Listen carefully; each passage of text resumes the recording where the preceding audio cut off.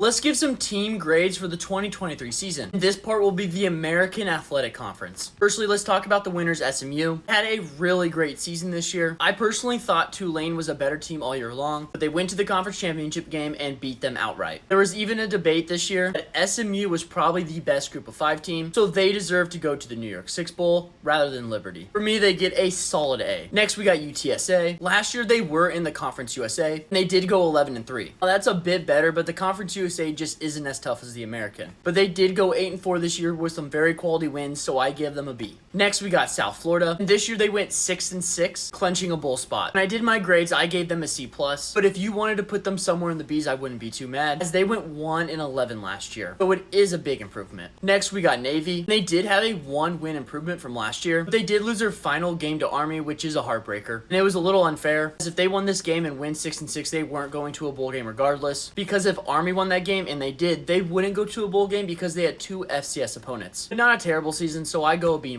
Next, we got UAB, and after going 7-6 last year in the CUSA, they came over to the American and realized it was harder. They went 4-8 this year, and some games looked pretty terrible. I give them a D. Next, we got Temple. After going 3-9 last season, they repeated it and went 3-9 again. You'll see a theme here. With all these bottom tier group of 5 teams, there's not much to say other than they just weren't that good. So I give them a D-.